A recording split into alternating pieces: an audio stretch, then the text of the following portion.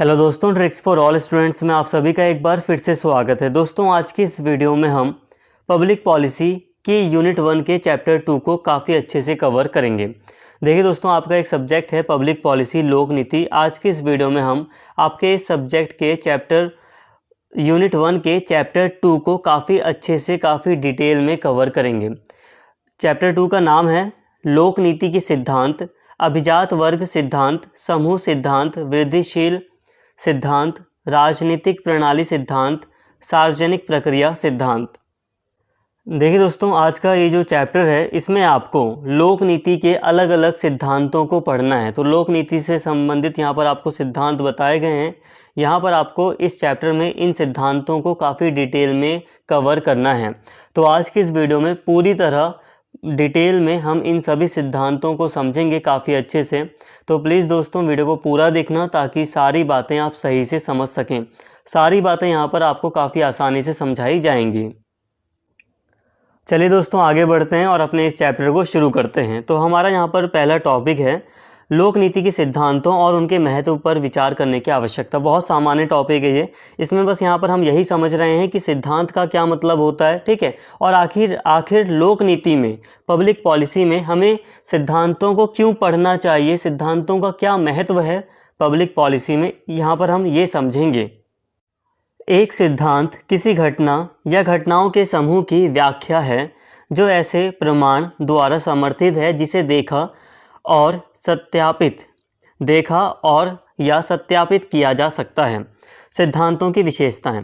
देखिए दोस्तों, सिद्धांत क्या होते हैं? तो सिद्धांत किसी घटना की व्याख्या करते हैं, ठीक है, किसी घटना की या किसी घटनाओं के समूह की व्याख्या करते हैं। सिद्धांत किसी प्रमाण पर आधारित होते हैं। सिद्धांतों को जो थ्योरीज होती हैं उन्हें सत्यापित किया जा सकता है, मतलब सत्यापित किया जा सकता है, उसके पक्ष में, सिद्धांत के पक्ष में प्रमाण दिए जा सकते हैं। इसकी विशेषताओं को समझते हैं, ये और अच्छे से आपको समझ में आएगा। तो देखिए दोस्तों, जो सिद्धांत होता है वो तथ्य आधारित होते हैं। सिद्धांत केवल अनुमान नहीं होते, मतलब कोई अंदाज़ा नहीं होता, बल्कि विस्तृत शोध यानी कि रिसर्च, प्रमाणों और अवलोकनों पर आधारित होते हैं, ठीक है। कई सारे एविडेंसेस पर, कई सारे रिसर्च किए जाते हैं, उसके ऊपर सिद्धांत आधारित होते हैं।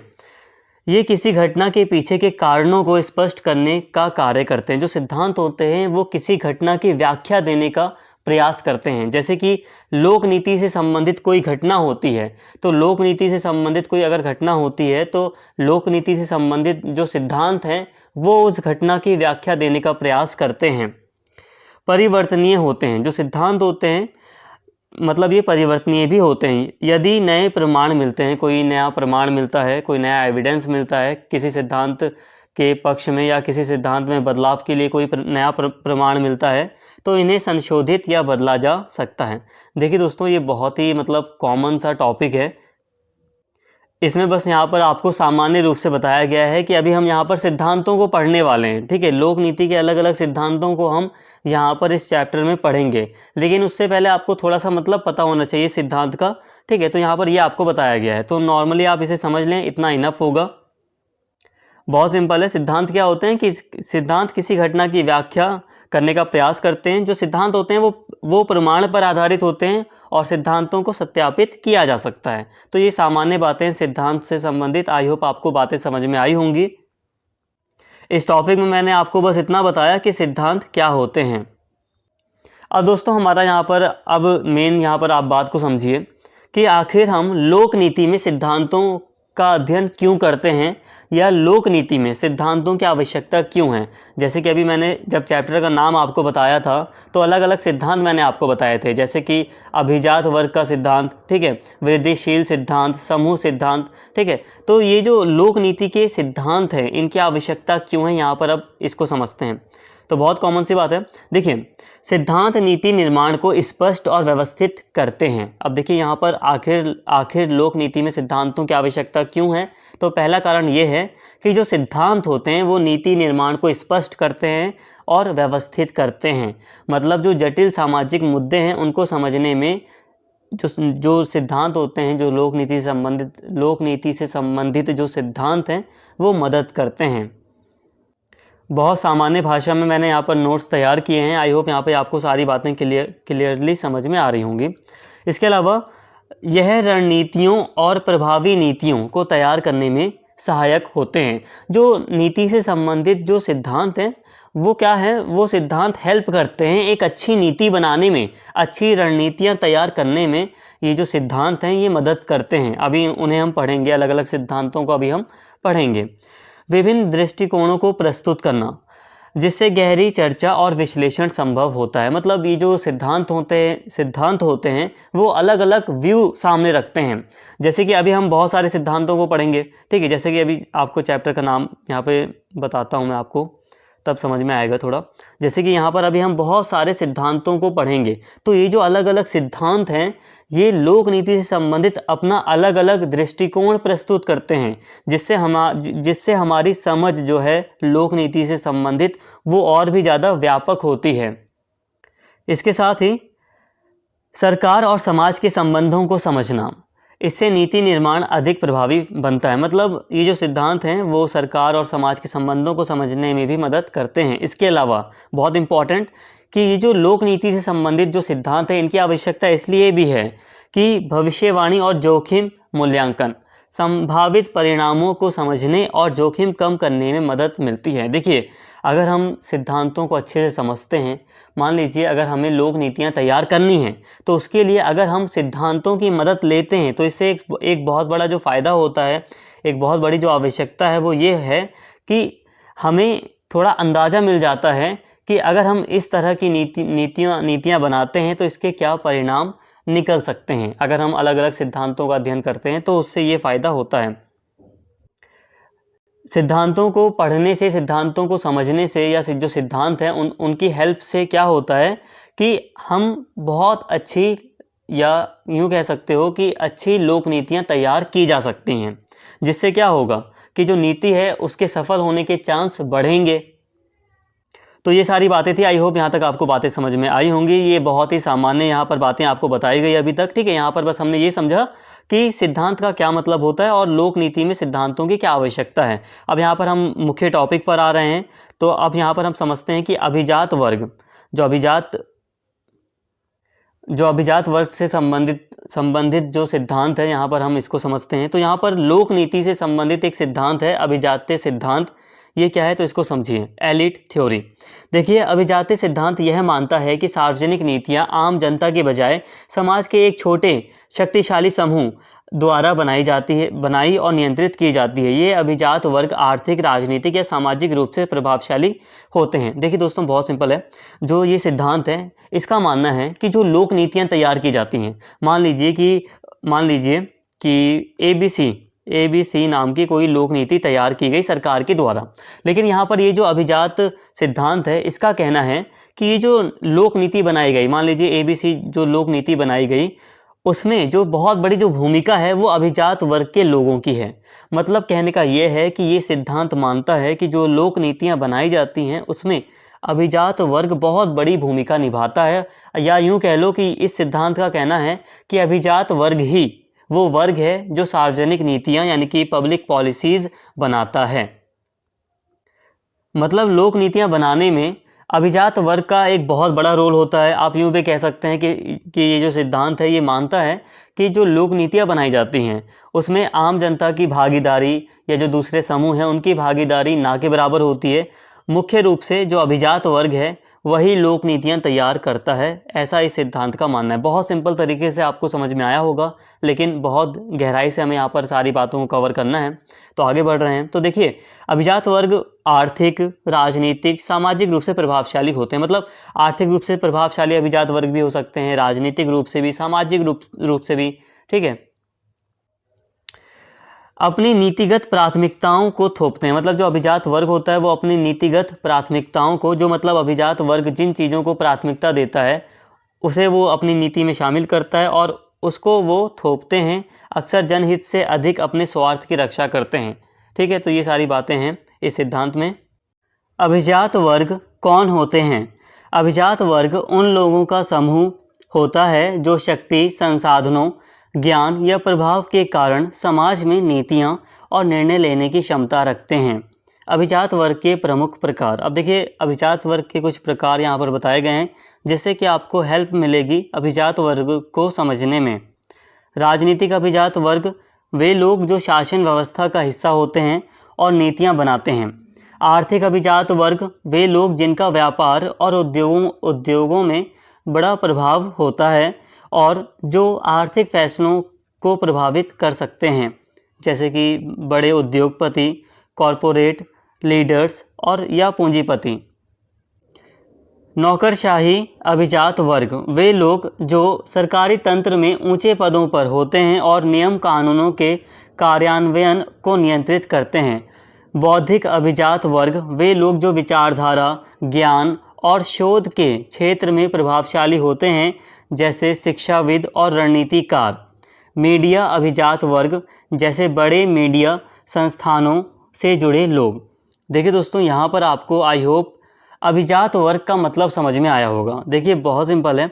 अभिजात वर्ग का मतलब यहाँ पर यही है कि देखिए जैसे कि दोस्तों इसे आप ऐसे समझ सकते हैं कि जो अभिजात सिद्धांत है, जो अभिजात वर्ग का जो सिद्धांत है, उसका मानना है कि समाज में एक अभिजात वर्ग है।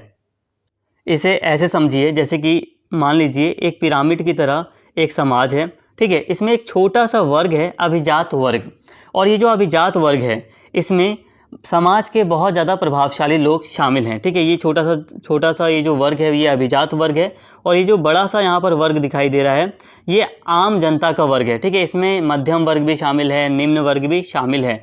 यहाँ पर ये जो बड़ा वाला वर्ग है इसमें वो लोग शामिल हैं जिनका नीति निर्माण में जिनकी बहुत ही कम भूमिका है, या जो नीति को बहुत ही कम प्रभावित करते हैं। तो यहाँ पर अभिजात वर्ग का सिद्धांत यही कहता है कि ये जो अभिजात वर्ग है, ये जो छोटा सा अभिजात वर्ग है जिसमें बहुत ज़्यादा प्रभावशाली लोग शामिल हैं, ये नीति निर्माण में बहुत बड़ी भूमिका निभाते हैं और ये अपनी प्राथमिकता अनुसार नीति निर्माण करते हैं।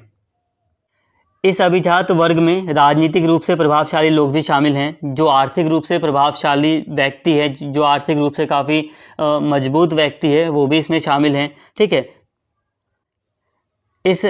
ये जो मतलब अभिजात वर्ग है इसमें कई ऊंचे पदों पर बैठे हुए अधिकारी भी शामिल हैं, ठीक है।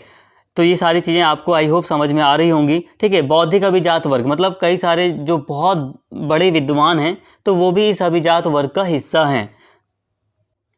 जो साइंटिस्ट हैं या जो बड़े मतलब शिक्षाविद हैं, रणनीतिकार हैं, तो वो भी इस अभिजात वर्ग का हिस्सा हैं। मीडिया अभिजात वर्ग की भी बात की गई है कि बड़े मीडिया घराने भी इसमें, जो मीडिया संस्थाएं हैं वो भी इसमें शामिल हैं। तो आई होप आपको यहाँ पर अभिजात वर्ग का मतलब समझ में आया होगा। लोक नीति का अभिजात वर्ग सिद्धांत यह समझने के लिए एक रूपरेखा प्रदान करता है कि कैसे व्यक्तियों का एक चयनित समूह जो अक्सर महत्वपूर्ण आर्थिक, राजनीतिक और सामाजिक शक्ति रखता है, सार्वजनिक नीतियों के निर्माण और कार्यान्वयन को प्रभावित करता है। यह सिद्धांत तर्क देता है कि नीति निर्माण ना तो पूरी तरह से लोकतांत्रिक है और ना ही बड़े पैमाने पर भागीदारी का उत्पाद है। मतलब यह है कि ये जो अभिजात वर्ग है, ये इसका कहना यही है कि नीति निर्माण में अभिजात वर्ग ही बहुत बड़ी भूमिका निभाता है, और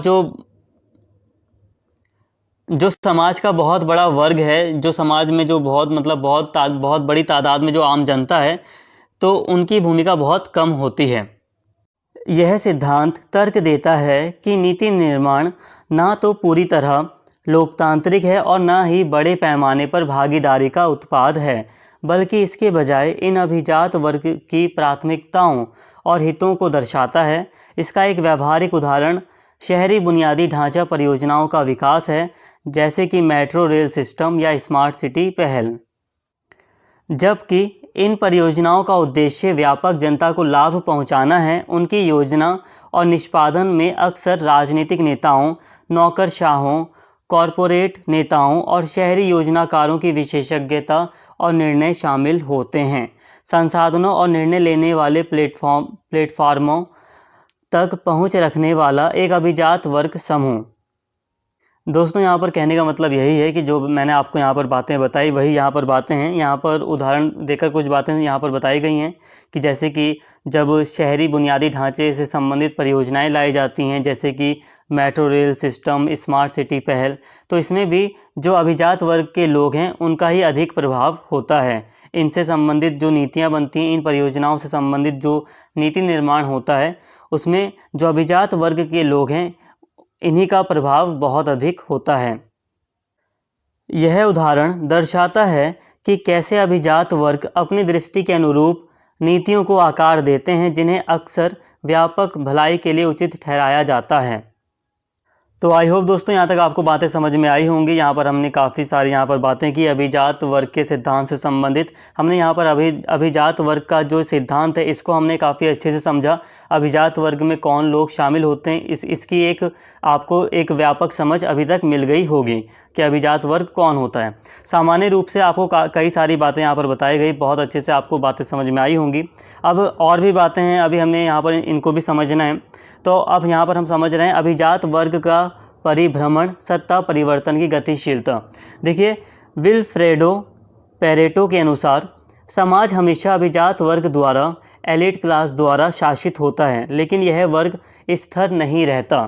समय के साथ नए लोग पुराने अभिजात वर्ग की जगह ले लेते हैं, लेकिन सत्ता कुछ चुनिंदा लोगों के हाथों में ही बनी रहती है। कहने का मतलब दोस्तों ये है कि जो विल्फ्रेडो पेरेटो हैं, इनका मानना है कि जो समाज है वो अभिजात वर्ग के द्वारा ही शासित होता है।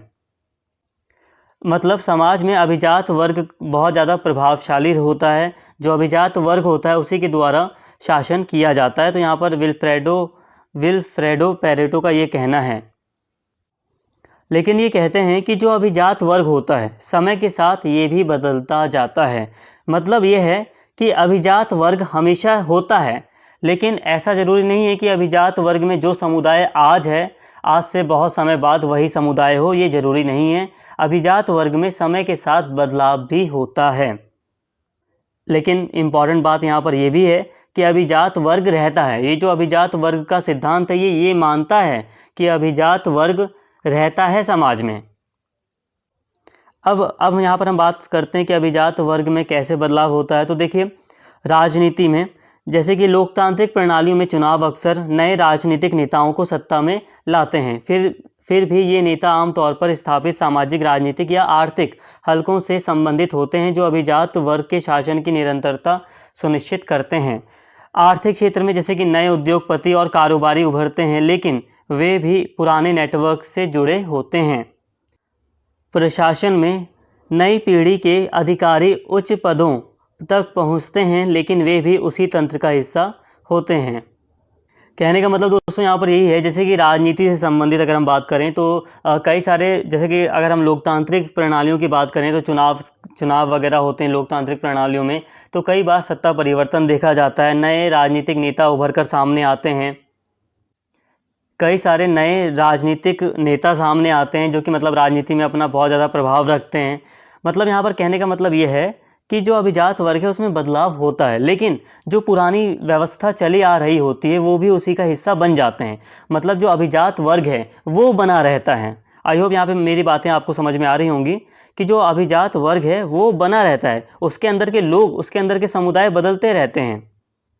दोस्तों, अभी यहाँ पर हमने अभिजात वर्ग के सिद्धांत को समझा। अब यहाँ पर हम समूह सिद्धांत, ग्रुप थ्योरी को समझेंगे। समूह सिद्धांत यह बताता है कि किसी भी देश की नीतियाँ कैसे बनती हैं और इसमें अलग अलग समूहों का क्या भूमिका होती है, क्या रोल होता है। यह सिद्धांत कहता है कि सरकार खुद कोई निर्णय नहीं लेती, बल्कि अलग अलग समूहों के दबाव और बातचीत से नीतियाँ बनती हैं। ये समूह अपने अपने हितों को आगे बढ़ाने के लिए सरकार पर प्रभाव डालते हैं। दोस्तों, यहाँ पर कहने का मतलब ये है कि समूह सिद्धांत ये मानता है कि जो सरकार है वो खुद कोई निर्णय नहीं लेती, वो खुद कोई अपने आप कोई नीतियाँ नहीं बनाती, बल्कि समाज में जो अलग अलग समूह हैं वो सरकार पर दबाव डालते हैं। ठीक है, अलग अलग तरीक़ों से ये जो समूह है वो सरकार पर दबाव डालते हैं। ये जो अलग अलग समूह हैं समाज में, ये अपने अपने हितों को आगे बढ़ाने के लिए सरकार पर अपना प्रभाव डालते हैं और सरकार इन समूहों से प्रभावित होकर ही नीतियाँ बनाती है, नीति निर्माण करती है। अभी कुछ और भी यहाँ पर दोस्तों पॉइंट्स दिए गए हैं, जिसे समझने के बाद आपको और अच्छे से समूह सिद्धांत समझ में आएगा। तो देखिए दोस्तों, सरकार मध्यस्थ की तरह काम करती है। सरकार खुद से नीति नहीं बनाती, बल्कि विभिन्न समूहों के बीच संतुलन बनाकर निर्णय लेती है। विभिन्न प्रकार के समूह होते हैं। इसमें व्यापारिक संगठन, श्रमिक संघ, पर्यावरण कार्यकर्ता, सामाजिक आंदोलन आदि शामिल होते हैं। मतलब कई सारे समूह होते हैं। प्रतिस्पर्धा चलती रहती है, मतलब कंपटीशन चलता रहता है। नीतियों को लेकर अलग अलग समूहों के बीच खींचतान होती रहती है और अंत में जिसका प्रभाव अधिक होता है उसकी बात मानी जाती है। अभी हम इसको समझेंगे अच्छे से। यहाँ पर एक उदाहरण के द्वारा सारी बातों को यहाँ पर हम कंक्लूड करते हैं, समझते हैं। तो देखिए दोस्तों, भारत में पर्यावरण नीति।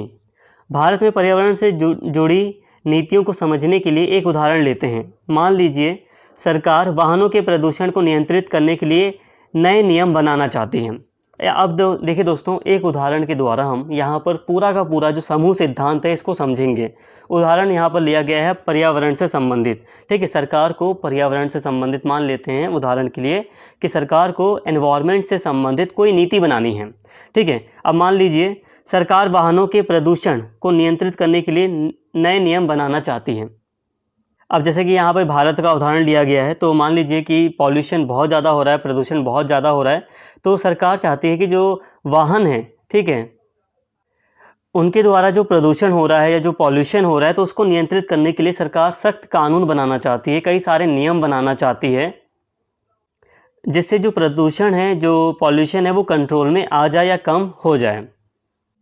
अब देखिए दोस्तों, औद्योगिक समूह ये चाहते हैं कि नियम ढीले हों ताकि उनकी उत्पादन लागत कम रहे और मुनाफा ज़्यादा हो। पर्यावरण संगठन, जो पर्यावरण से जुड़े हुए जो संगठन हैं, वो चाहते हैं कि नियम कड़े हों ताकि प्रदूषण कम हो और पर्यावरण सुरक्षित रहे।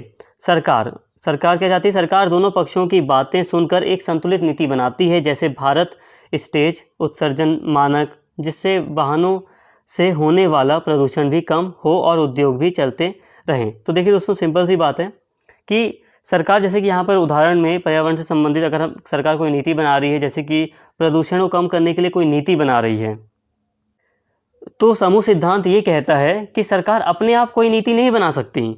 दरअसल समाज में कई सारे समूह होते हैं जो कि अलग अलग तरह से सरकार पर प्रभाव डालते हैं, दबाव डालते हैं, और सरकार उनके दबाव में आकर, उनके प्रभाव में आकर ही नीति बनाती है। जैसे कि समाज में जो औद्योगिक समूह होगा, वो चाहेगा कि जो सरकार जो नियम बना रही है वो ज़्यादा कठोर ना हो। ठीक है, नियम ढीले होने चाहिए ताकि जो औद्योगिक उत्पादन है उसमें कमी ना आए। ठीक है, उसमें बढ़ोतरी हो, उसमें कमी ना आए, ये औद्योगिक समूह चाहेगा।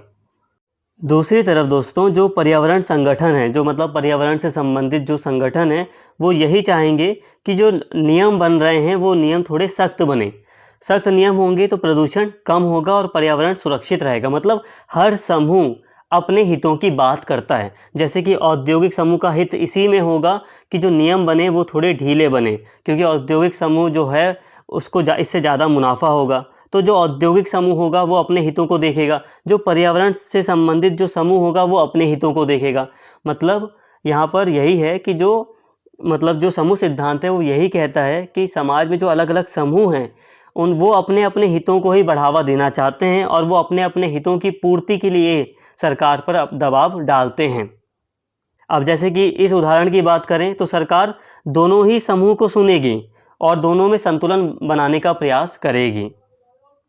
मतलब सरकार ऐसी नीति बनाएगी कि जो औद्योगिक जगत है उसको भी ज़्यादा नुकसान ना हो और जो पर्यावरण है वो भी सुरक्षित रहे।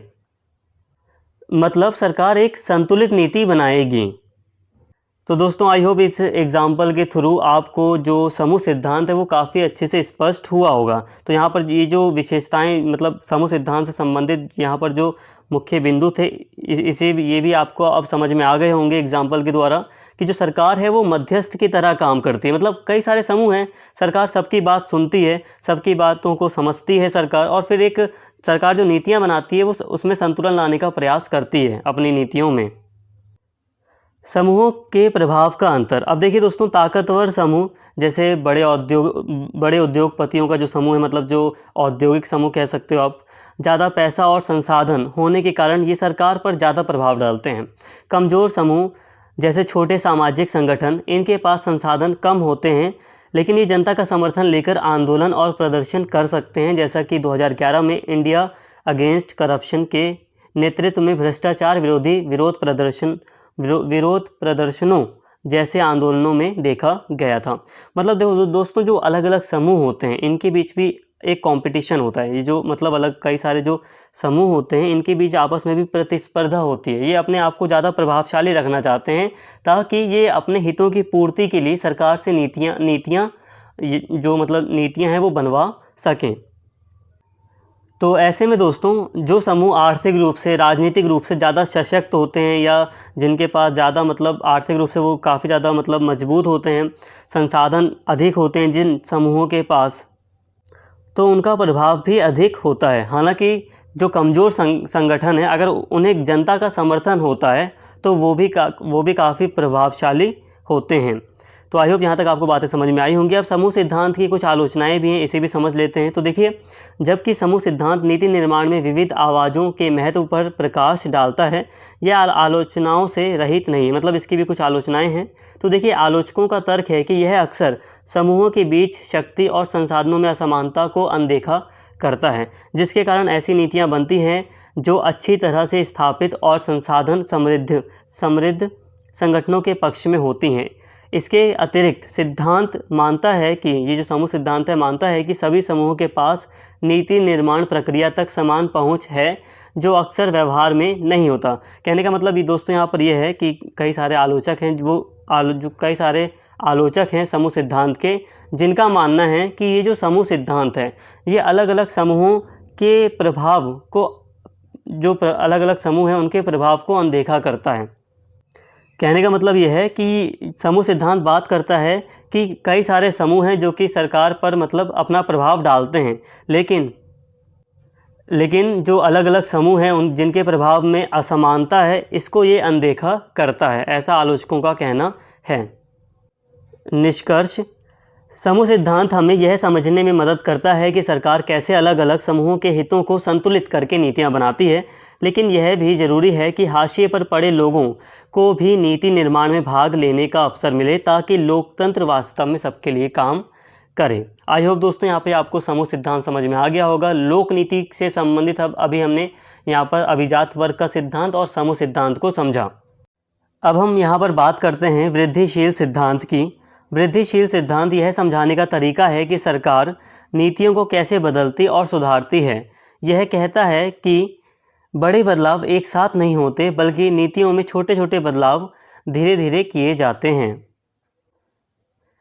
इस सिद्धांत को समझने के लिए एक उदाहरण मान लीजिए कि सरकार शिक्षा बजट बढ़ाना चाहती है।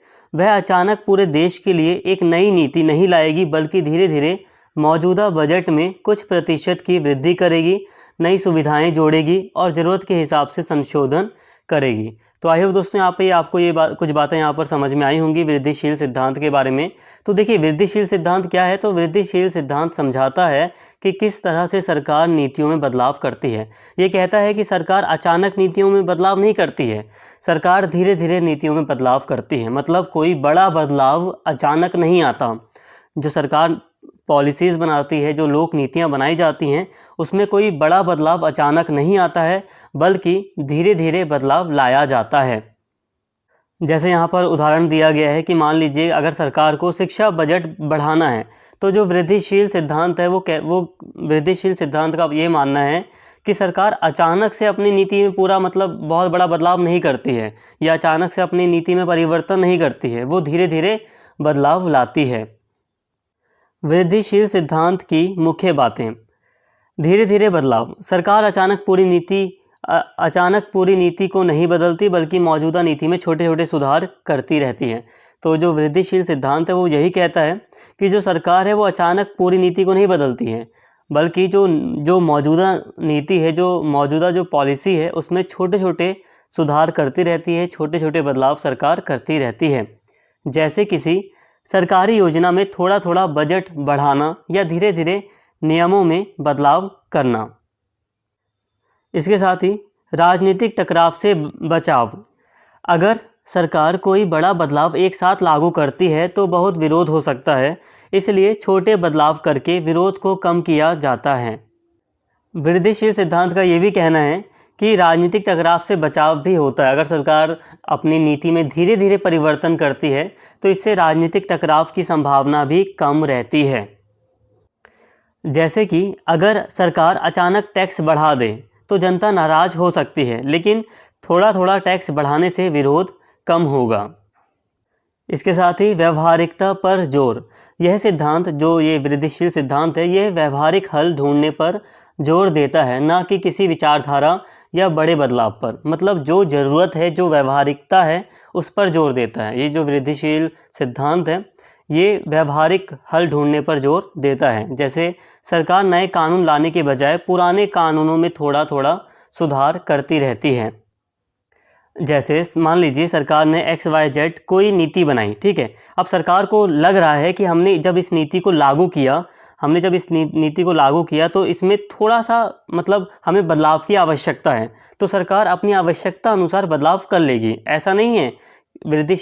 अगर हम वृद्धिशील मॉडल की बात करें, अगर हम वृद्धिशील सिद्धांत की बात करें, तो वृद्धिशील कहता है कि जो वृद्धिशील सिद्धांत है वो यही कहता है कि सरकार ने जो भी नीति बनाई है, सरकार उसमें धीरे धीरे परिवर्तन लाती है, धीरे धीरे सुधार करती है।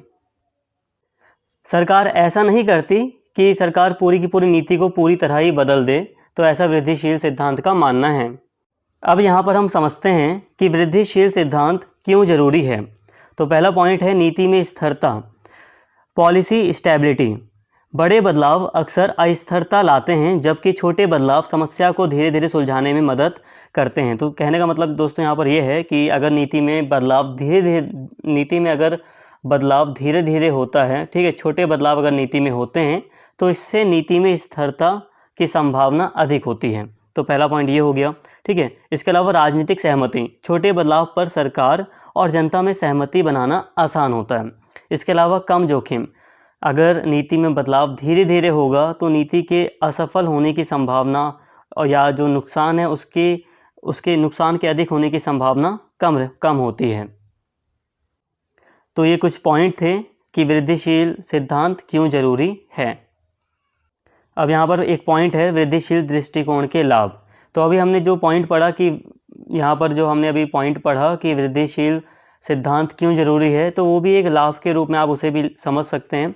तो यहाँ पर कुछ और भी बातें लिखी हैं, जैसे कि प्रशासनिक झटकों से बचा जा सकता है, ठीक है।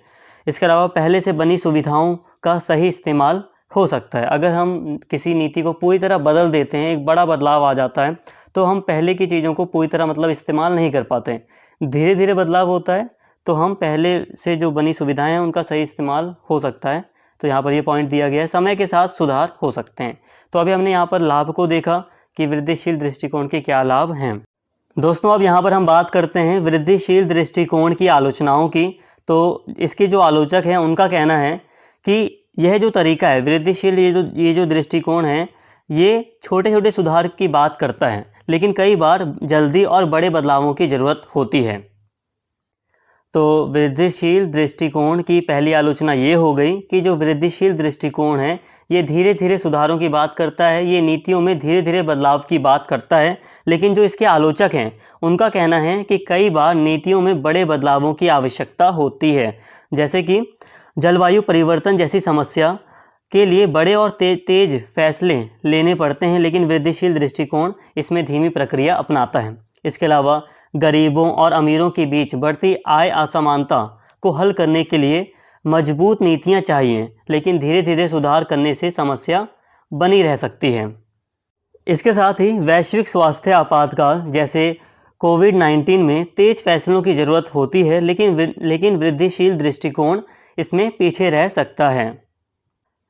तो वृद्धिशील दृष्टिकोण के जो आलोचक हैं उनका कहना है कि ये जो वृद्धिशील सिद्धांत है ये बड़े बदलाव की बिल्कुल बात नहीं करता है, जो कि कई बार बड़े बदलावों की भी आवश्यकता होती है। इसके अलावा इसकी एक और आलोचना है मौजूदा व्यवस्था को बनाए रखना, क्योंकि बदलाव पुराने सिस्टम के अंदर ही किए जाते हैं। इससे पहले से शक्तिशाली और प्रभावशाली लोग अपनी स्थिति बनाए रखते हैं। हाशिए पर पड़े जैसे गरीब और वंचित लोगों को ज़्यादा फायदा नहीं मिल पाता। मतलब जो पुरानी व्यवस्था है वो बनी रहती है। तो ये भी वृद्धिशील दृष्टिकोण की एक आलोचना है। इसके अलावा समय और संसाधन बर्बाद हो सकते हैं जब बहुत सारे छोटे छोटे बदलाव किए जाते हैं लेकिन वे कोई बड़ा सुधार नहीं ला पाते, तो इससे समय और पैसा दोनों खर्च होते हैं, इससे असली बदलाव में देरी हो सकती है। तो ये भी एक आलोचना है वृद्धिशील दृष्टिकोण की। आई होप दोस्तों यहाँ तक आपको सारी बातें समझ में आई होंगी। अभी हमने यहाँ पर वृद्धिशील दृष्टिकोण को काफ़ी अच्छे से समझा। अब यहाँ पर हम बात करने जा रहे हैं राजनीतिक प्रणाली सिद्धांत की। तो देखिए, डेविड ईस्टन ने राजनीतिक प्रणाली सिद्धांत 20वीं सदी के मध्य में विकसित किया, जो यह समझाने का प्रयास करता है कि सरकार नीतियाँ कैसे बनाती, लागू करती और सुधारती हैं। तो देखिए, ये जो राजनीतिक प्रणाली सिद्धांत है, इसमें डेविड ईस्टन का एक बहुत बड़ा योगदान है। ये जो राजनीतिक प्रणाली सिद्धांत है, ये समझाने का प्रयास करता है कि सरकार नीतियाँ कैसे बनाती हैं, कैसे लागू करती हैं, उसमें कैसे सुधार करती हैं। तो देखिए, राजनीतिक प्रणाली कैसे काम करती है। डेविड ईस्टन द्वारा प्रस्तुत यह सिद्धांत बताता है कि राजनीतिक व्यवस्था पॉलिटिकल सिस्टम है, वो किस प्रकार समाज से इनपुट प्राप्त करती है, उसे संसाधित यानी कि उसमें बदलाव करती है और फिर नीतियों के रूप में आउटपुट प्रदान करती है। यह पूरी प्रक्रिया एक खुली प्रणाली की तरह काम करती है जहां समाज और शासन के बीच निरंतर परस्पर क्रिया होती रहती है। दोस्तों, डेविड ईस्टन ने एक प्रक्रिया के रूप में यहाँ पे सारी बातें समझाई है कि किस तरह से नीतियाँ बनती हैं, एक पूरी की पूरी प्रक्रिया ही बताई है। अभी यहाँ पे आपको और अच्छे से सारी बातें समझ में आएंगी। तो देखिए, नीति निर्माण की जो प्रक्रिया इस सिद्धांत में बताई गई है, तो इसमें पहला जो पॉइंट है वो है इनपुट का। अब यहाँ पर इनपुट क्या है, तो देखिए, जनता की मांग और समर्थन। जैसे कि जनता की कई सारे मांगे होती हैं, कई सारी जनता की कई डिमांड्स होती हैं, जैसे कि हमें अच्छी स्वास्थ्य सेवा चाहिए, शिक्षा प्रणाली में सुधार होना चाहिए, सड़कें और पुल बनाए जाएं। जनता अपनी ज़रूरतें और समस्याएं सरकार तक पहुंचाती हैं, ठीक है। इसके साथ ही जनता अपना समर्थन भी देती है सरकार को कैसे देती है, तो लोग सरकार के प्रति अपना समर्थन भी दिखाते हैं, जैसे वोट देना, ठीक है, टैक्स भरना, कानूनों का पालन करना। अभी आपको सारी बातें समझाई जाएंगी, लेकिन अभी आप बस इतना समझें कि आपको मैंने एक पॉइंट बताया, ठीक है, इनपुट का यहाँ पर मतलब आपको समझ में आ गया। इस सिद्धांत में, ये जो राजनीतिक प्रणाली सिद्धांत है, इसमें यहाँ पर पूरी की पूरी प्रक्रिया बताई गई है कि किस तरह से नीति बनती है, किस तरह से जो पॉलिसी है वो बनकर तैयार होती है। तो पहला पॉइंट है इनपुट का। इनपुट में मैंने आपको बताया कि इनपुट में हम देखते हैं कि जनता की कई सारी मांगे होती हैं जो कि जनता सरकार के सामने रखती है, ठीक है। इसके अलावा जनता कई तरह से सरकार को समर्थन भी करती है। इसके अलावा यहाँ पर दूसरा पॉइंट है ब्लैक बॉक्स। राजनीतिक व्यवस्था सिद्धांत के मूल में ब्लैक बॉक्स का विचार है, जो राजनीतिक व्यवस्था के आंतरिक कामकाज का प्रतिनिधित्व करता है। अब यहाँ पर सारी बातों को समझिए। देखिए, इस स्टेप में क्या होता है कि सरकार इनपुट को प्रोसेस करती है, मतलब यह विचार किया जाता है कि कौन सी मांग, जो जनता ने जो मांगे सामने रखी थी या जनता की जो समस्याएं हैं, उनमें से किस समस्या को पहले हल किया जाए, या जनता की जो मांगे हैं उनमें से किन मांगों को पूरा करना है, यहाँ पर ये विचार किया जाता है, और कैसे क्या प्रक्रिया अपनाई जाए। तो यहाँ पे आपको बात समझ में आ रही होगी। तो देखिए, पहला यहाँ पर स्टेप था इनपुट का, ठीक है। एक बार मैं अच्छे से आपको समझाता हूँ सारी बातें। ये जो राजनीतिक प्रणाली सिद्धांत है, ये पूरी की पूरी एक प्रक्रिया बता रहा है कि किस तरह से नीतियाँ बनाई जाती हैं। तो यहाँ पर इसने बताया कि पहला एक स्टेप है इनपुट का। इनपुट में क्या होता है कि जनता की जो मांगे होती है वो देखी जाती है। यहाँ पर बस ये है कि जनता की मांगें सामने आती हैं, ठीक है। जनता की क्या ज़रूरतें हैं, क्या समस्याएं हैं, ये सरकार तक पहुँचती हैं। तो यहाँ तक ये बातें हैं। इसके अलावा जो दूसरा स्टेप है, ठीक है, इसमें क्या होता है, ब्लैक बॉक्स का ये जो दूसरा स्टेप है, इसमें क्या होता है, इसमें जो इनपुट से जो भी मतलब चीज़ें सामने आई थी, जो भी जनता की जो मांगें थी, जनता की जो समस्याएं थी, वो यहाँ पर उन पर विचार किया जाता है।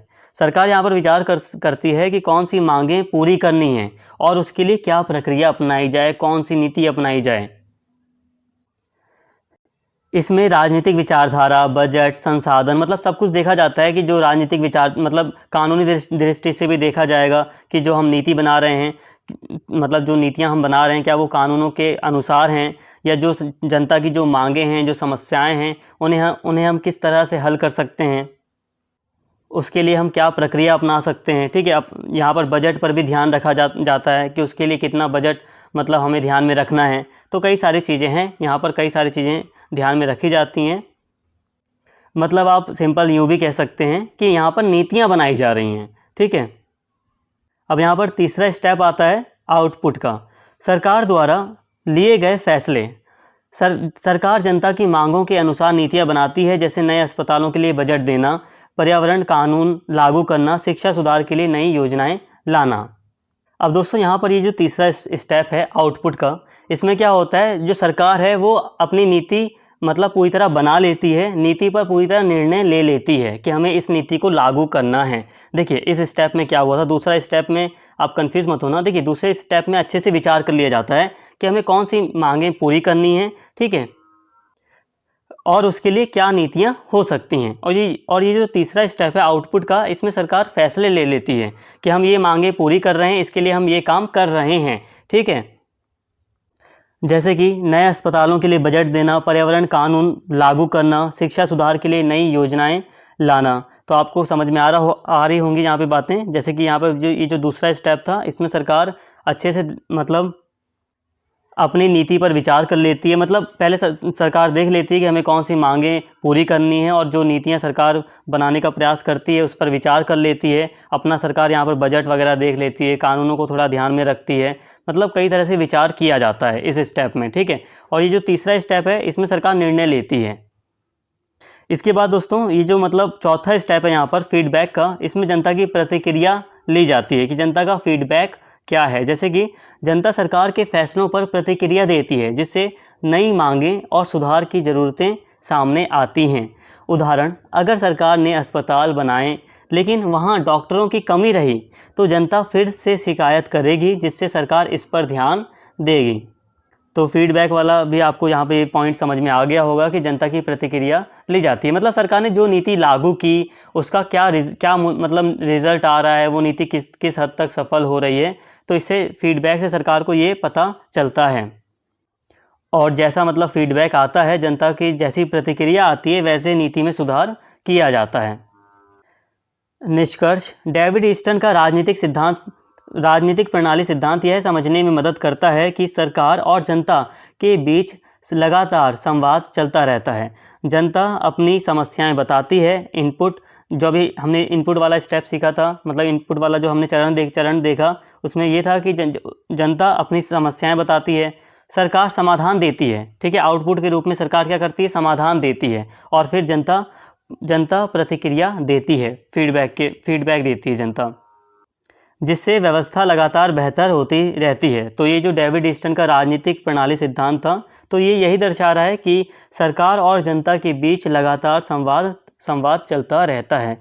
दोस्तों यहाँ पर अभी आपको आई होप यहाँ पर आपको राजनीतिक प्रणाली सिद्धांत समझ में आ गया होगा। बहुत सिंपल है। यहाँ पर हमने यही सीखा, पहले हमने यहाँ पर सीखा कि यहाँ पर 4 स्टेप मुख्य रूप से हमने यहाँ पर पढ़े। इनपुट, फिर ब्लैक बॉक्स, फिर आउटपुट और फिर फीडबैक, ठीक है। इनपुट का मतलब यही था कि जनता की जो मांगें होती हैं, जो ज़रूरतें होती हैं वो, ठीक है। ब्लैक बॉक्स का मतलब ये था कि सरकार अच्छे से विचार करती है जनता की मांगों पर, ठीक है। और आउटपुट का मतलब ये था कि सरकार नीतियों पर निर्णय ले लेती है, नीतियों को लागू करती है। और फीडबैक का मतलब यही था कि जनता जो भी नीतियाँ लागू की गई उस पर अपनी प्रतिक्रिया देती है, जिससे आगे जो भी सुधार करना है या जो भी बदलाव करना है, सरकार उस पर फिर ध्यान देती है। तो ये आपको समझ में आया होगा, यही था राजनीतिक प्रणाली सिद्धांत। आई होप यहाँ तक आपको सारी बातें क्लियर होंगी। एक्चुअली दोस्तों ये चैप्टर थोड़ा सा बड़ा है, क्योंकि इसमें हमें कई सारे सिद्धांतों को समझना है, और मैं नहीं चाहता कि कोई भी मैं मतलब इसमें से जो टॉपिक्स है उसको कम करूँ। यही कोशिश है मेरी कि सिलेबस के अकॉर्डिंग आपको सारी बातें पढ़ाई जाएँ। अब यहाँ दोस्तों हम बात करते हैं राजनीतिक प्रणाली सिद्धांत के अनुप्रयोग की, यानी कि उपयोगिता की। नीति निर्माण में क्या उपयोग, देखिए नीति निर्माण में उपयोग, यह सिद्धांत समझने में मदद करता है कि जनता की मांगें कैसी नीतियों का रूप लेती हैं। अगर स्वास्थ्य सेवाओं में यहाँ पर उदाहरण दिया गया है, अगर स्वास्थ्य सेवाओं में सुधार की मांग आती है तो नीति निर्माता इसे देखते हैं, उस पर विचार करते हैं और फिर कोई नई योजना लागू करते हैं। मतलब कहने का यहाँ पर यह है कि इसकी एक उपयोगिता ये है, ये जो राजनीतिक प्रणाली सिद्धांत है, इसकी एक उपयोगिता ये है दोस्तों कि नीति निर्माण में इसका एक उपयोग होता है। कैसे होता है कि इससे जो नीति निर्माता हैं, जो नीति बना रहे हैं, उनको जनता की मांगें स्पष्ट होती हैं कि जनता की क्या मांगें हैं, क्या ज़रूरतें हैं, जनता की क्या समस्याएं हैं, इसका पता चलता है। और जब इसका पता रहेगा तो काफ़ी अच्छे से नीति निर्माण किया जा सकता है। इसके साथ ही दोस्तों व्यापक दृष्टिकोण समग्रता, यह सिद्धांत केवल नीतियों पर ध्यान नहीं देता बल्कि पूरी प्रक्रिया को देखता है। जनता की मांग, सरकार का निर्णय और जनता की प्रतिक्रिया। तो मतलब यहाँ पर यह है कि व्यापक दृष्टिकोण है ये, ऐसा इसलिए यहाँ पर कहा जा रहा है कि इसमें जनता की मांग को भी देखा जाता है, सरकार ने क्या निर्णय लिया, सरकार ने किस नीति को लागू किया, इसको भी देखा जाता है, और जनता की प्रतिक्रिया को भी देखा जाता है। मतलब यहाँ पर आप देखोगे कि एक यहाँ पर हमें नीति चक्र के रूप में यहाँ पर ये सारी बातें दिखाई दे रही हैं कि अगर जनता प्रतिक्रिया देती है नीतियों के, अपनी जो भी मतलब नीति सरकार ने लागू की उस पर अगर जनता की जो भी प्रतिक्रिया आती है तो उस हिसाब से सरकार अपनी नीतियों में बदलाव कर सकती है। मतलब इससे सरकार को जनता की जो समस्याएं हैं या जनता की जो ज़रूरत है उसका भी पता रहेगा, जिससे नीति निर्माण अच्छा होगा। उदाहरण, यदि किसी नीति के खिलाफ विरोध प्रदर्शन होता है तो सरकार उस पर पुनर्विचार कर सकती है और नई रणनीति अपना सकती है। इसके अलावा अनुकूलनशीलता, समय के साथ बदलाव, यह सिद्धांत बताता है कि राजनीतिक प्रणालियां समय के साथ बदलती हैं और जनता की नई आवश्यकताओं के हिसाब से खुद को ढालती हैं। उदाहरण, यदि कोई नई आर्थिक नीति लोगों को पसंद नहीं आती तो जनता की प्रतिक्रिया के आधार पर उसमें बदलाव किए जा सकते हैं। तो ये पॉइंट मैंने आपको कई बार बताया कि अगर जनता को कोई नीति पसंद नहीं आ रही तो जनता की प्रतिक्रिया के आधार पर उसमें बदलाव किए जा सकते हैं। मतलब यही है कि किसी नीति पर जनता जैसी प्रतिक्रिया देगी तो उस नीति में वैसा परिवर्तन किया जा सकता है, वैसा सुधार या बदलाव किया जा सकता है। इसके अलावा सार्वभौमिकता, हर जगह लागू होने योग्य, यह सिद्धांत किसी एक देश या सरकार तक सीमित नहीं है बल्कि इसे लोकतांत्रिक, सत्तावादी और अन्य सभी प्रकार की शासन व्यवस्थाओं पर लागू किया जा सकता है। उदाहरण के लिए लोकतंत्र में नीतियां चुनावी प्रक्रिया से प्रभावित होती हैं, जबकि सत्तावादी शासन में शक्ति का संतुलन और बाहरी दबाव मुख्य भूमिका निभाते हैं। सिंपल सी बात है दोस्तों, यहाँ पर ये कहा जा रहा है कि ये जो सिद्धांत है, ये जो डेविड ईस्टन का राजनीतिक प्रणाली सिद्धांत है, इसको सार्वभौमिक कहा गया है कि मतलब ये जो अलग अलग तरह की जो शासन प्रणालियां हैं उन सभी में इसे लागू किया जा सकता है, चाहे लोकतांत्रिक शासन प्रणाली हो, चाहे सत्तावादी या अन्य किसी प्रकार की जो शासन प्रणाली है, तो उसमें भी इस सिद्धांत को लागू किया जा सकता है। इसके साथ ही समस्या के समाधान की क्षमता, इस सिद्धांत के अनुसार नीतियाँ स्थायी नहीं होती बल्कि समय के साथ बदली जा सकती हैं। उदाहरण के लिए अगर कोई योजना बेरोजगारी कम करने में सफल नहीं होती तो इसे सुधारने के लिए नए सुझाव लिए जाते हैं और बदलाव किए जाते हैं। मतलब यहाँ पर यही है कि अगर कोई नीति सफल नहीं होती है तो उसमें सुधार करने के लिए बदलाव किए जा सकते हैं। तो आई होप यहाँ तक आपको बातें समझ में आई होंगी। एक पॉइंट और है यहाँ पर, सामाजिक और संस्थागत कारकों का संतुलन, यह ना सिर्फ जनता की मांग को देखता है बल्कि संस्थाओं की क्षमता और सीमाओं को भी ध्यान में रखता है। मतलब जैसे कि सरकार को जनता की किसी मांग को पूरा करना है, लेकिन साथ में सरकार अपना बजट भी देखेगी। जो सरकार है वो खुद का भी बजट देखेगी, अपने संसाधनों को भी देखेगी सरकार कि क्या हम उस मांग को अभी पूरा कर सकते हैं। तो यहाँ पर ये भी बात है कि ये जो मतलब सिद्धांत है ये ना सिर्फ जनता की मांग को देखता है बल्कि संस्थाओं की क्षमता और सीमाओं को भी ध्यान में रखता है। उदाहरण के लिए जलवायु परिवर्तन पर सरकार की नीतियाँ जनता की मांग के साथ साथ बजट और संसाधनों पर भी निर्भर करती हैं। आई होप यहाँ तक आपको सारी बातें समझ में आई होंगी। अब दोस्तों यहाँ पर हम बात करते हैं राजनीतिक प्रणाली सिद्धांत की आलोचनाओं की।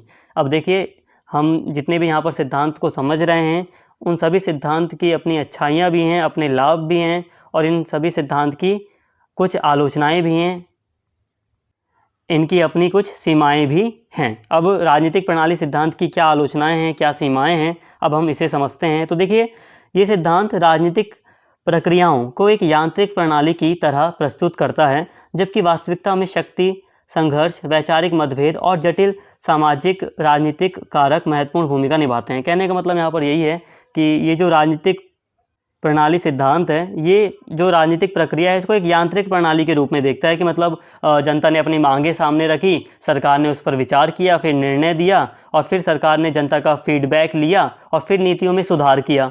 ठीक है। लेकिन जो आलोचक हैं उनका कहना है कि सिर्फ इतना नहीं है, ज़मीनी स्तर पर कई बार वैचारिक मतभेद देखे जाते हैं, शक्ति संघर्ष देखा जाता है। ठीक है, कई सारे जटिल मुद्दे होते हैं जिन्हें मतलब हल करना या जिनका समाधान करना इतना सिस्टमेटिक नहीं होता है, जिस पर थोड़ा अलग से विचार करने की आवश्यकता भी होती है।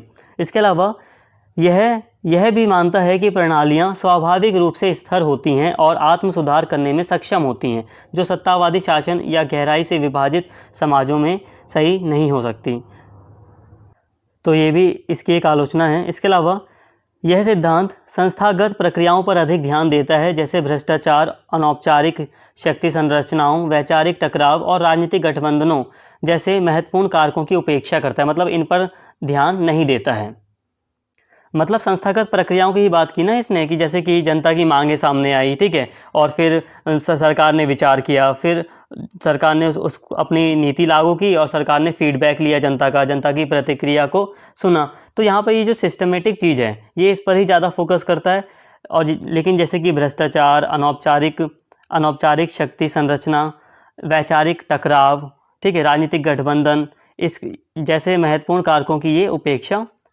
यह सिद्धांत राजनीतिक प्रणालियों को एक बंद इकाई के रूप में देखता है, जबकि आज वैश्वीकरण, अंतर्राष्ट्रीय संगठन और बाहरी आर्थिक राजनीतिक दबाव भी नीति निर्माण को प्रभावित करते हैं। कहने का मतलब दोस्तों ये है कि जो आलोचक हैं वो ये कह रहे हैं कि ये जो राजनीतिक प्रणाली सिद्धांत है ये राजनीतिक प्रणाली को एक बंद इकाई के रूप में देखता है, जबकि आज वैश्वीकरण, अंतर्राष्ट्रीय संगठन और बाहरी आर्थिक राजनीतिक दबाव भी नीति निर्माण को प्रभावित करते हैं। मतलब जो सरकारें हैं, जो नीति निर्माता हैं, जब वो नीति बनाते हैं, या जो सरकारें जब वो नीतियां बनाती हैं तो उन पर अंतर्राष्ट्रीय संगठनों या जो बाहरी आर्थिक राजनीतिक दबाव हैं तो इनका भी प्रभाव रहता है, या बाहरी आर्थिक राजनीतिक जो कारक हैं इनका भी दबाव सरकार पर रहता है। दोस्तों इसे आप ऐसे समझ सकते हैं कि कोई देश, कोई भी XYZ नाम का कोई भी देश अगर WTO का, वर्ल्ड ट्रेड ऑर्गेनाइजेशन का सदस्य है तो जाहिर सी बात है अगर ये देश जब WTO का सदस्य है, अगर वो अंतर्राष्ट्रीय व्यापार से संबंधित कोई नियम बना रहा है अपने देश के लिए तो वो WTO के नियम को भी ध्यान में रखेगा। तो यहाँ पर ये बातें हैं। आई होप यहाँ पर दोस्तों ये आपको सारी बातें समझ में आई हों। निष्कर्ष: राजनीतिक प्रणाली सिद्धांत अपनी आलोचनाओं के बावजूद नीति निर्माण, शासन प्रक्रिया और राजनीतिक व्यवस्थाओं की कार्यप्रणाली को समझने के लिए एक प्रभावी उपकरण है। हालांकि यह शक्ति संघर्ष और अनौपचारिक कारकों को पर्याप्त महत्व नहीं देता, फिर भी समकालीन शासन और नीति विश्लेषण में इसकी उपयोगिता बनी रहती है। तो दोस्तों आई होप यहाँ तक आपको सारी बातें समझ में आई होंगी। अब यहाँ पर हम बात करते हैं सार्वजनिक प्रक्रिया सिद्धांत की। तो अभी हमने राजनीतिक प्रणाली सिद्धांत को समझा, अब यहाँ पर हम बात करने जा रहे हैं सार्वजनिक प्रक्रिया सिद्धांत की। सार्वजनिक प्रक्रिया सिद्धांत, जिसे नीति प्रक्रिया मॉडल भी कहा जाता है, यह समझने का एक तरीका है कि सरकारी नीतियाँ कैसे बनती हैं, लागू होती हैं और कैसे मूल्यांकित होती हैं। तो ये भी एक सिद्धांत है जो हमें बताता है कि किस तरह से सरकारी नीतियाँ बनाई जाती हैं, लागू की जाती हैं और मूल्यांकित की जाती हैं। तो सरकारी जो नीतियाँ हैं, जो सार्वजनिक नीतियाँ हैं, वो कैसे बनती हैं, तो यहाँ पर पहला स्टेप बताया गया है एजेंडा सेटिंग का। यह वह चरण है जब सामाजिक समस्याओं को पहचाना जाता है और सरकार का ध्यान उनकी ओर खींचा जाता है। उदाहरण के लिए स्वच्छ भारत मिशन की शुरुआत, जब स्वच्छता की खराब स्थिति और खुले में शौच की समस्या को सरकार के एजेंडे में शामिल किया गया। देखिए दोस्तों, ये जो सार्वजनिक प्रक्रिया सिद्धांत है इसमें ये बताया गया है कि सरकारी जो नीतियां हैं वो कैसे बनती हैं, लागू होती हैं और कैसे मूल्यांकित होती हैं। तो यहाँ पर ये जो पहली प्रक्रिया बताई गई है इस सिद्धांत में, नीतियों के निर्माण से संबंधित जो पहली प्रक्रिया बताई गई है वो है एजेंडा सेटिंग। तो पहला जो स्टेप है वो है एजेंडा सेटिंग। इसमें क्या होता है, समस्या की पहचान की जाती है।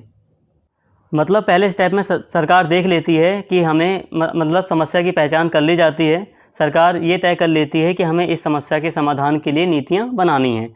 अब ये जो दूसरा स्टेप है उसमें नीति निर्माण किया जाता है, यानी कि समस्या के समाधान तैयार किए जाते हैं। सरकार विशेषज्ञों, थिंक टैंकों और जनता से सलाह लेकर समस्या के अलग अलग समाधान तैयार करती है। यह देखा जाता है कि कौन सा समाधान व्यवहारिक है, मतलब लागू करने योग्य है, जो सही है, जो प्रैक्टिकल लगे, ठीक है, किफ़ायती हो, जनता के लिए स्वीकार्य हो। तो दूसरा जो स्टेप है दोस्तों, उसमें समस्या के समाधान तैयार किए जाते हैं, नीति बनाई जाती है। ठीक है, उदाहरण के लिए दिल्ली में प्रदूषण कम करने के लिए सरकार ने ऑड इवन ट्रैफिक नियम, सख्त प्रदूषण नियंत्रण और पब्लिक ट्रांसपोर्ट बढ़ाने जैसे विकल्पों पर विचार किया। जो तीसरा स्टेप है यहाँ पर, तो वो है निर्णय लेना। कौन सा समाधान अपनाया जाएगा, इसमें फैसला किया जाता है कि कौन सा समाधान अपनाया जाए। सरकार विभिन्न विकल्पों में से किसी एक को चुनती है और उस पर निर्णय लेती है।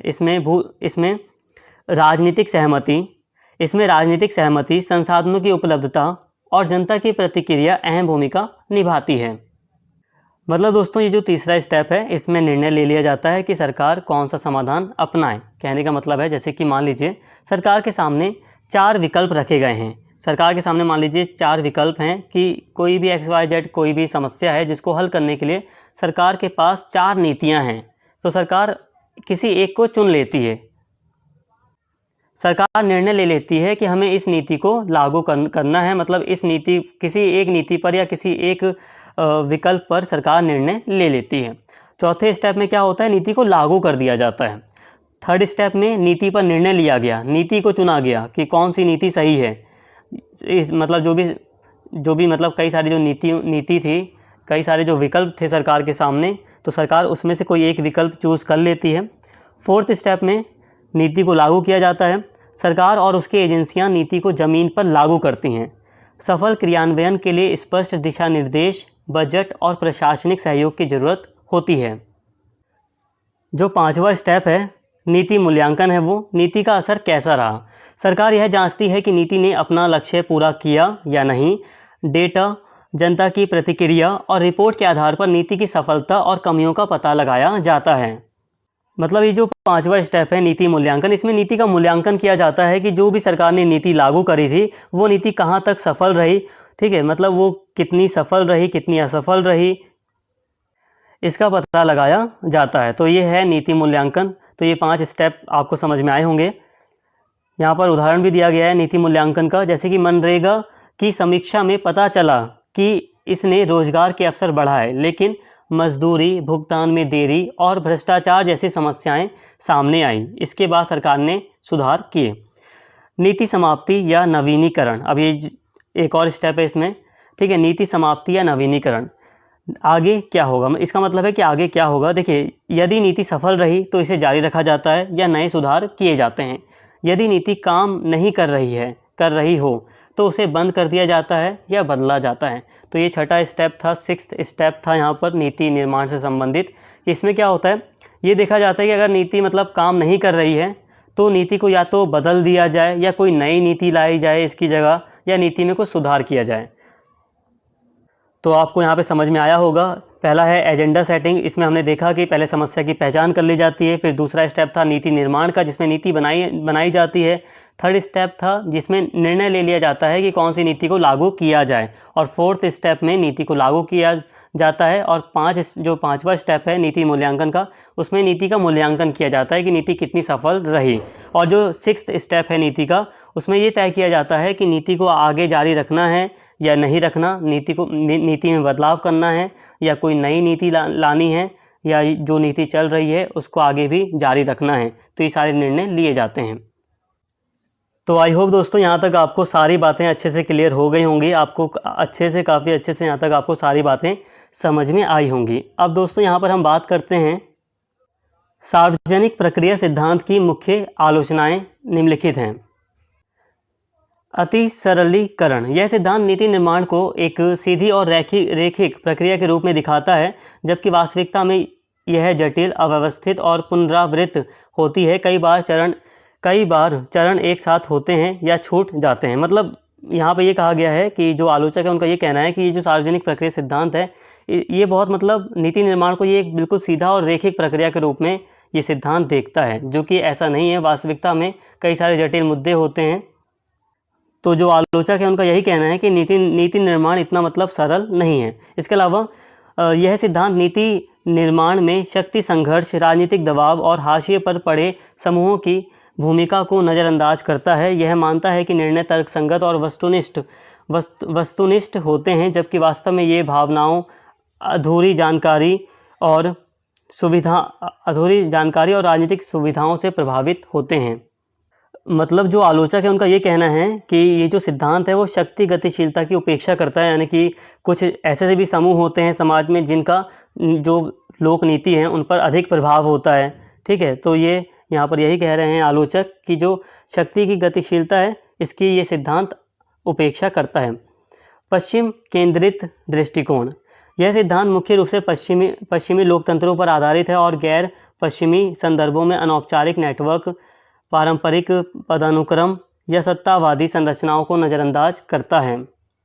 देखिए दोस्तों, जो आलोचक हैं सार्वजनिक प्रक्रिया सिद्धांत के जो आलोचक हैं उनका कहना है कि जैसे कि जो आलोचक है वो कहते हैं कि कई बार कई समाज में कई सारे ऐसे समूह होते हैं जिनका समाज में बहुत ज़्यादा प्रभाव होता है, तो वो नीतियों को प्रभावित करते हैं। इसके अलावा कई हाशिए पर पड़े समूह होते हैं जिनका मतलब नीति निर्माण में बहुत ही कम प्रभाव होता है।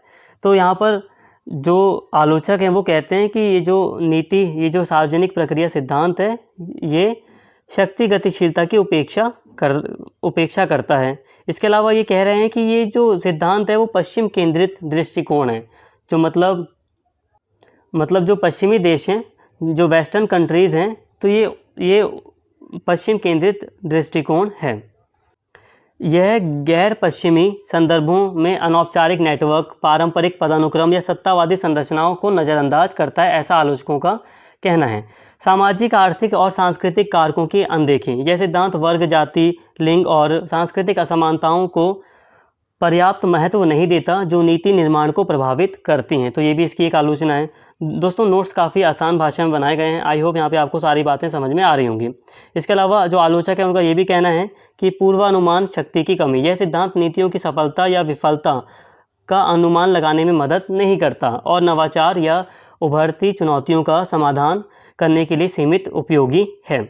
इसके अलावा इसकी एक आलोचना ये भी है कि अनौपचारिक प्रक्रियाओं की उपेक्षा। तो अभी मैंने पहले ऊपर यहाँ पे बताया ही कि ये अनौपचारिक जो नेटवर्क हैं, यानी कि जो अनौपचारिक जो चीज़ें हैं उनको नज़रअंदाज करता है, ऐसा आलोचकों का कहना है। वही बातें यहाँ पर भी आपको बताई गई हैं कि यह लॉबिंग, पिछले दरवाजे की बातचीत और ज़मीनी स्तर की सक्रियता जैसे अनौपचारिक तत्वों को नज़रअंदाज करता है जो नीतिगत परिणामों को प्रभावित करते हैं। वैश्विक नीति निर्माण की अनदेखी, यह सिद्धांत अंतर्राष्ट्रीय संगठनों, संधियों और सीमा पार के मुद्दों की भूमिका को ध्यान में नहीं रखता। जैसे कि अभी मैंने आपको पहले बताया था कि जैसे कि सरकार जब नीतियां बनाती है तो सरकारों पर कई सारे अंतर्राष्ट्रीय संगठनों का भी दबाव होता है, कई सारे अंतर्राष्ट्रीय स्तर की संधियां होती हैं, उनको भी सरकार को ध्यान में रखना पड़ता है। ठीक है, तो ये सारी चीज़ें हैं। तो जो आलोचक हैं वो ये कह रहे हैं कि जो वैश्विक नीति निर्माण की ये अनदेखी करता है, जैसे कि ये सिद्धांत अंतर्राष्ट्रीय संगठनों, संधियों और सीमा पार के मुद्दों की भूमिका को ध्यान में नहीं रखता। फीडबैक और सीखने की कमी, यह सिद्धांत के विकास यह नीतियों के विकास और संशोधन में फीडबैक तंत्र और सीखने की प्रक्रिया को पर्याप्त महत्व नहीं देता। तो यहाँ पर ये कुछ आलोचनाएँ थी सार्वजनिक प्रक्रिया सिद्धांत की। तो दोस्तों, अभी हमने जितने भी मतलब सिद्धांत पढ़े उन सभी सिद्धांतों के अपने लाभ हैं, अपने यहाँ पर आलोचनाएं बताई गई हैं। तो सार्वजनिक प्रक्रिया सिद्धांत के भी अपने मतलब लाभ हैं, अपनी कमियां हैं। संक्षेप में, यह सिद्धांत नीति निर्माण को समझने के लिए एक आधार प्रदान करता है, लेकिन इसकी सीमाएं इसे वास्तविक दुनिया की जटिलताओं को पूरी तरह समझने में असमर्थ बनाती हैं। अन्य दृष्टिकोणों को शामिल करके इन कमियों को दूर किया जा सकता है। तो दोस्तों, यहाँ पर अभी हमने सार्वजनिक प्रक्रिया सिद्धांत को पूरी तरह समझा। आई होप यहाँ तक आपको सारी बातें समझ में आ गई होंगी और इस तरह ये जो हमारा चैप्टर था ये भी हमने पूरी तरह कवर कर लिया है। उम्मीद है आपको यहाँ पर सारी बातें अच्छे से समझ में आई होंगी। तो दोस्तों, अगर आपको वीडियो अच्छी लगी हो, सारी बातें अगर आपको समझ में आई हों, तो प्लीज़ चैनल को सब्सक्राइब कर लें, वीडियो को लाइक करें, शेयर करें और कमेंट करके अपना फीडबैक ज़रूर दें। Thank you.